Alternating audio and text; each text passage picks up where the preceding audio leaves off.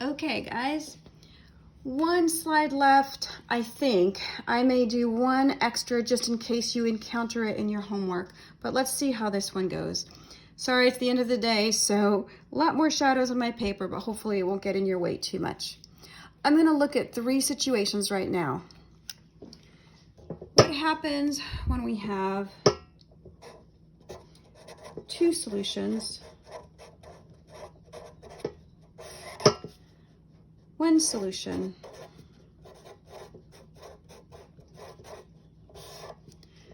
no solution?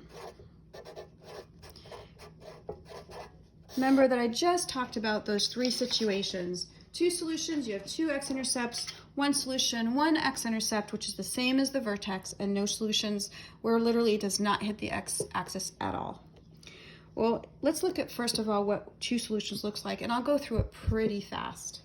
Wow, the shadows are right on here, huh? Hope you can see all right.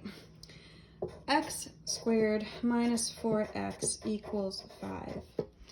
In order to solve that, I first need to subtract a 5 from both sides, end up with x squared minus 4x minus 5 equals 0. Once I've done that, my next thing is to factor.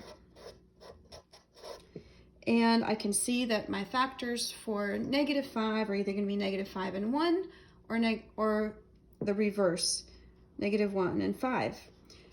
It's most obvious that the 5 is the bigger number because I want to get to, they have to add up to negative 4. So x minus 5, x plus 1. And I can see right away my x-intercepts, or my 2 solutions, are x equals 5 and x equals negative 1. So those are my x-intercepts. And I'm told to graph, right? These are my instructions, and these are going to be instructions for all your homework. Graph. And this is a really useful clue when you're graphing. It's one of the first clues. So the first thing I'm going to write down, anything it's a clue sort of in green, I'm going to underline. These are facing the wrong way. So these are my x-intercepts. I'll just box it.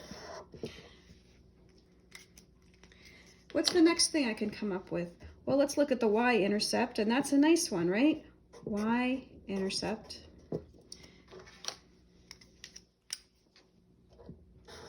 And that is a negative 5. Okay, now that I've done that, let me look at my axis of symmetry. Well, there's 2 ways I could get my axis of symmetry.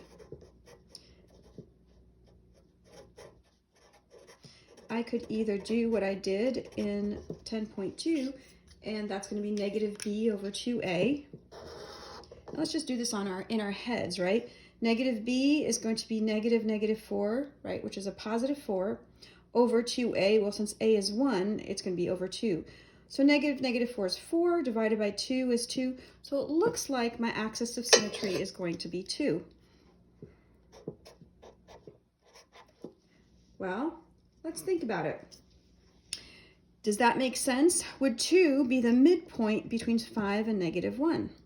Right, we looked at that when we did this first at the very beginning of the lesson, that the axis of symmetry is the midpoint. Well, yes, because if I have 5 plus negative 1, right? If I get the average, 5 plus negative 1 is 4, divided by 2 is 2. I've got an axis of symmetry of 2. And I can use that axis of symmetry to get my vertex. And so that's the next thing. Well, what's my vertex? Well, my vertex is going to be 2 squared minus 4 times 2 minus 5. Right, I'm just plugging this 2 right into my equation. When I do that, I get